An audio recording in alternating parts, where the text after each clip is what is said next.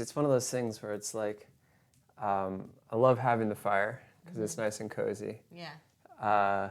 And so part of me wants to always have it. I know. At the same time, it's like, as soon as it becomes summer, there's no need. Well, it's going to be like, all right, so we're firing up the fire. It's like, where's the ice pack? It's like with the windows open. And, yeah.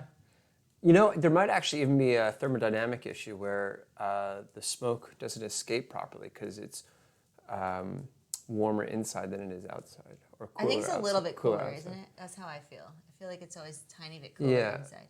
Well, it depends where. That's the problem. Depends where. If it's cooler inside, then it's going to pull the smoke into the house as opposed to out the chimney. Yes. So that's a problem. So we'll figure it out. Don't worry. In the meantime, why don't we focus on more pressing matters? Exactly. Well, I think in light of what's going on, I just want to send a lot of love out there to all of you watching this in real time or a little bit after the fact. I think the world's experiencing a tough situation, and I think what we see is that we're actually all really interconnected. And I think, you know, having the internet and things like YouTube really helps us share information and stay connected with one another in these trying times. And we'll have some lessons more related on what's going on to help you, to equip you with the skills that we need specifically now in these times. But for today, we wanted to talk about the lesson that we put out earlier this week about conflict resolution, conflict management, conflict mediation. There's so many different ways of basically saying the same thing, which is to resolve conflict, an issue, something contentious going on, right? Yeah, it happens all the time. I mean, and this is, again, I always enjoy focusing on skills that permeate both work and life. Yes. Right? That sort of transcend those constraints, because it really equips you in a way that that enables you to succeed sort of throughout the day, right, as opposed to in one specific area. And look, don't get me wrong, it's nice to focus on very specific skills sometimes and really hone in. But these broader ones are great because I just feel like I'm getting, two birds with one stone. That's true, and we or like to many birds. Yeah. And we like to talk a lot about the work-life blend. Yeah. That how, like you said, it permeates all aspects of our lives, whether we're at the hairdresser, the coffee shop, the office, a business meeting, a toy store, I don't know, wherever you might be, right? I hope there's no conflict in a toy store. Oh, wow. I feel like that's conflict-free zone, but the reality is it's definitely not. Think about a kid. Yeah. Think about a kid wanting the toy and the parent not. Right. The kid wants it to be conflict-free. The kid wants the toy. Yeah. So anyway, we have a couple of strategies that we handed out to you in our lesson, and we're going to go over those and then some. But what is your take on sort of resolving conflict? I want to know your 2 cents here. Of course, it matters what kind of conflict and how extensive and how nebulous or distraught we are when we're involved in it. But what's sort of your take? I mean, one of the things that first came to mind for me is the manner, or sort of what you consider to be resolved, right? Oh, that's interesting. So understand the definition of resolved. Okay. Well, because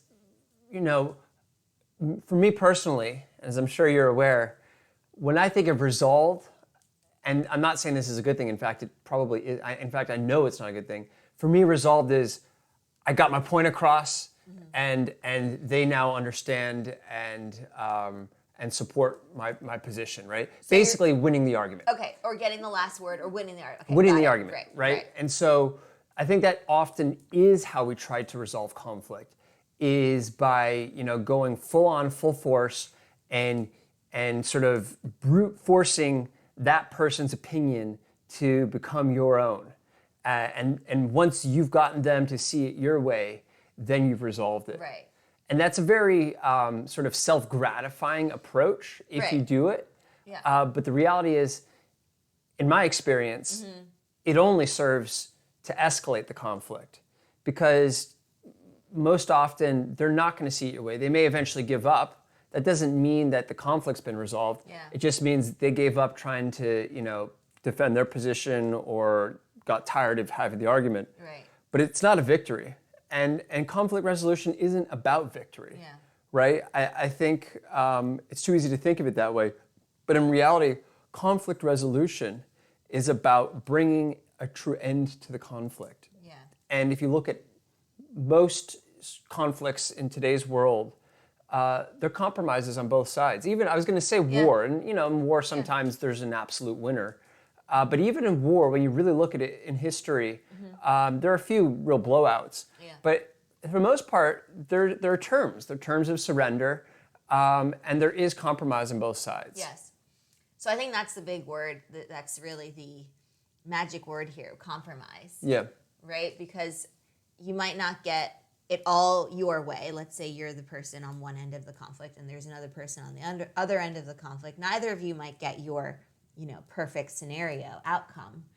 But that's kind of the point, because if one person does, then the other person doesn't, and then that's going to leave one person flat out in the dust. Whereas you really want to come to an agreement of sorts and kind of negotiate that as best you can. So I think active listening really plays a vital role in this, because without active listening, you can't really understand the other person. And I think alongside that is empathetic listening. So try to be empathetic and try to put yourself in that person's shoes to the extent that you can. It's difficult, but because we're talking about resolving conflict here, it's essential. So I think with active listening, we're really getting both sides and trying to have the other person be heard. Yeah, right? Which is so hard to do if you think about it. So hard. In the heat of a battle, again, I think conflict lends itself well to wartime metaphors. Yeah. But in the heat of the battle, your blood's up, and your vision can literally be obscured. Oh, for sure. I mean, I've been angry at times where I honestly don't even remember what I see. It's just my head is overwhelmed with this one sense of injustice or... Right, it's like this fury, and you almost don't... You're not yourself. Yeah, and right? the last thing you feel like doing is listening to the other person. Yeah. Because again, and I'm speaking for myself, but I think a lot of people experience this. Well, we're relating, right? We're trying to be relatable. You're so focused on getting your point across with this false impression that if you can just get it across the right way, they're going to see it and everything will be solved. Yeah, exactly. And it's just not how it works. It's not how it works. You have to listen, like you're saying. You have to listen. And so maybe we can talk a little bit how to create the space to listen. Yes. Because I think that's the challenge. I think no one's in disagreement that listening is in a crucial way to help sort of get at a middle ground. But in the heat of the moment, how do you do that? How do you do that? I think the best thing, if you really are, if you're seeing red, so to speak, the best thing I think is to take a timeout, right? So call a timeout for yourself and just remove yourself from the situation, because let the tension, diffuse before you can jump in. If you're able to compartmentalize, then okay, maybe you do have that discussion. Then you can separate your anger, your worry, your anxiety, your fear from what's going on in that situation and try to listen. But I think for most people, it's better to remove yourself from the situation, take some space, maybe, play some, maybe have a playlist, a mood booster playlist that you just listen to and jam out on, and, it immediately puts you at ease. Maybe have something like that, maybe journal, maybe go out for a walk. I mean, of course, it depends on where you are. Right, and if you can take that time. Yeah. Yeah. I mean, if you're at the office, there's maybe go and get some coffee or chat with someone who, not about this, obviously, because you want to bring that to the attention of the person you're involved in this conflict, with whom you're involved in the conflict. But, maybe talk to someone to just boost your spirit a little bit before you dive in and chat with the person. Well, that's interesting. So, right. So basically, I'm trying to focus specifically on a situation where I'm in the meeting room with someone else. Yeah. And there's no escape. And you're sparring. I don't have my headphones to pop on. I don't have the water cooler to go walk to. I don't have the forest to go bathe in. This is head to head. What do I do? Yeah. And you actually got at something that I think is very astute. Yeah. Before Let's hear it. before going in, Okay. anticipate points of conflict. Yes. That's Right? good. Anticipate that there may be areas of friction, and with whom those you might have that friction if it's a group setting. But otherwise, if it's just that one person, knowing that there may very well be some friction and preparing for that, right? Yeah. Preparing the counter argument, understanding their position ahead of time, I think will help. Not forget about winning the argument. It'll help at least understand why they don't necessarily see it your way. Yeah. So I think that's part of good. it. That's really good. And then the other part of it is, and we've talked about this before, it's about being mindful. Yeah. So once you feel your blood rising, being aware of that alone is a huge step. Definitely. Because if you can catch it early enough, you can sort of snuff it out. Yeah. If it gets to a certain threshold, if it passes that threshold, in my experience, No turning back. there's nothing to be done. Yeah. There's nothing to be done, and the best you can do is maybe actually literally call for a break and say, you know what, let's table this and talk about this, at another point when we're better equipped to do so. I think that's absolutely wonderful, because that way you do have time to remove yourself. Maybe take a bio break, maybe get some water, maybe just... Bio break is going, Yeah, you could just say, okay, we're going to take 10. Yeah, excuse me, I'm not ready to talk about this for a moment. I'm going to have a glass of water, and we can revisit this, right. Or maybe let's talk about this in the next meeting when we have it explicitly aligned in our agenda. Right, let's parking lot this conversation. Oh gosh, as, yes. We like to, as we've heard before. As we've heard. But anyway, the point here is to really try to remove yourself so that you can come back to the argument, to the conflict with the people involved with some clarity, some mindfulness, and above all, some calm vibes. Yes. Right? Because otherwise, it's just going to escalate. And functional further. ears. Yes. Yeah. So. Being able to sort of, and it's funny because listening isn't just about being heard, right? So listening isn't just an auditory experience. It's also your mind and your heart have to be open to taking in what the other person is saying. Yeah. Right? You can hear what they're saying and not internalize it. And if that happens, it's a superficial type of listening where you might even be able to repeat back what that person said. Yeah, but without internalizing. But without internalizing it, that's not listening. Yeah. Listening is truly putting your position on pause in order to understand the motivations, the sort of the principles behind why that person feels the way they do. Yeah. And I love how you say open your heart too, because I think that's where the empathy can come in. And I think on a related note, to kind of leave our ego out of it, because that's why we're upset, right? Absolutely. Because somebody, whether it was a personal attack, an ad hominem, or an attack on something that your team is doing, or the point is that we took it personally to get upset, right? Think about it. I mean, I'm imagining like a Buddhist monk. There's probably nothing you could say to a Buddhist monk that will get the Buddhist monk upset or angry. Yeah, a good one. I'm just thinking of the archetype. Yeah. Or another archetype of serenity and a picture of just pure Zen and calm that you might have in your mind. A Stoic philosopher. Exactly. Marcus Aurelius. Zeno. I bet he had a nasty temper. I bet he did. Oh, well, he was an emperor. Yes. Yeah. So. But he did a lot of journaling about suppressing it. Well, not suppressing it, but coping with it. Yeah. So I think, just kind of in your mind's eye thinking of the calmest version of you and trying to strive for that in those situations can be really helpful. It's a little bit of a visualization exercise. I like that.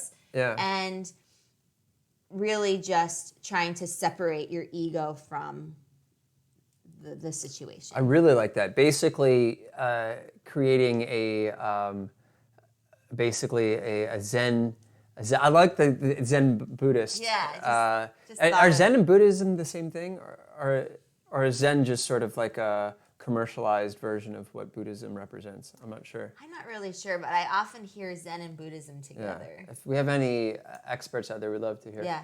But the point is, I think we all know what we're talking about. Yeah. I love assuming that kind of avatar. So you create this The avatar. in your head, Yep. and you sort of become it. There's a really good cartoon show. Yeah. That cartoon show minimizes what it is, trivializes it. Is that the It's an Nickelodeon? animation. Yeah. It's really good. The Avatar, The Last Airbender. Airbender. They made a live action of it, and it wasn't as good. Yeah. Did we watch it together? No, you watched it. I haven't seen it. Well, we were in different countries at the time. The cartoon's great. Yeah. And this is the early one. I think they've made sort of follow-on since. But get the original Nickelodeon. So good. And in it, you have the sort of the avatar who is intended to be equivalent to like the Dalai Lama, has been from birth selected to be the calmer of the world, bringing peace to conflict. But he really struggles with it early on. And I think... Because he has to grow into it. He's a grow child. into it. Yeah. And I think that sort of, it's a good analogy for all of us, particularly for those of us who work on anger management. We are children when it comes to this still, and it takes a lot of practice and focus. Mm-hmm. And mindfulness. And patience. Yeah. But it's not just anger management. It's anxiety, it's worry, it's all of these things That's a very good point. that surface and that can kind of implode, right? Especially in an argument, in a situation where we're not getting our way. Right. Any kind of frustration we might feel, it can manifest itself in these kinds of situations that are heated, frustrating, disappointing. The list goes on and on. Yeah. So I think really being aware of that can help us tackle the issue. The other thing is to really have that open dialogue, I think, because if you're just going to keep something to yourself and then be passive aggressive about it, that's the antithesis of problem solving, right? Yeah. You got to make this kind of transparent and known and voice the issue and what you take issue with, because otherwise how is someone going to know? That's a good point, right? In order to reach this compromise, you need to first understand what... this is similar to listening, but I think it's a little different. You need to understand what a compromise looks like, right? Mm-hmm. What does the one side want? What does the other side want? Yeah. And so, yes, you need to understand the position, but you also need to actually understand the mechanics of it. Okay, so this person expects this outcome. I expect this outcome. How do we establish a middle ground? And you can only establish that middle ground and sort of set that framework if you're able to sort of know what pieces to put together. Yeah. And that's when your BATNA comes in, I think. Your best agreement to a negotiated... Best alternative. Thank best you. Next best alternative. You can think of it as your best next alternative. Yeah, your BATNA. I'm a visual person, so I have to spell it out. Yeah. Best alternative to a negotiated agreement, a BATNA. And that's essentially like what... this is a term coined by the authors of Getting to Yes. I read it a while ago in college for did they coin it? communication course. Yeah, I mean, that's where I first came across it. It's William Ury, and then there's the other author. Forgive me, I forget the name right off the bat, but I'll put it in the show notes. But that's a term that they surfaced, and it's really important because it's like you said, you have to figure out sort of what you're going to compromise, like what you're going to be able to compromise on, and what you have to have. Like, that's your BATNA, your best alternative to a negotiated agreement. Yeah. And, what's interesting is we've been talking a lot about conflict as a situation where there is a clear discrepancy between what one side wants and the other side wants.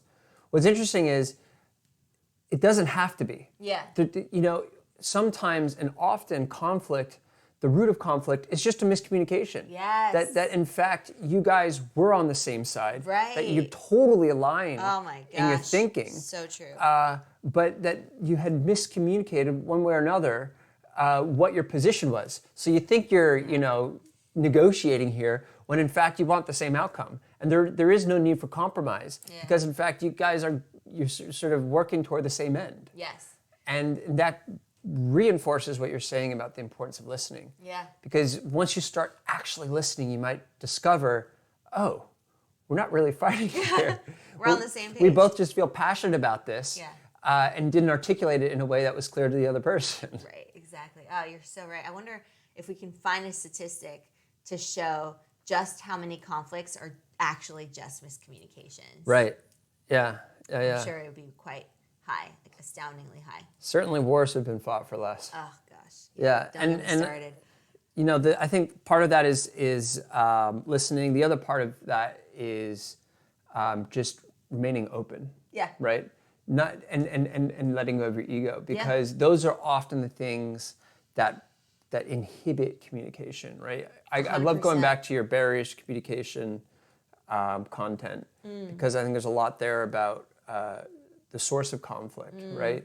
Miscommunication often is a source of conflict. The 2-part series, right? Yes. I'll link it below. Yeah. Yeah, it's a 2-parter. It's a great one, and to the extent that you can ensure that you're fully understood, you can probably reduce a lot of conflict in your life. Yeah, definitely.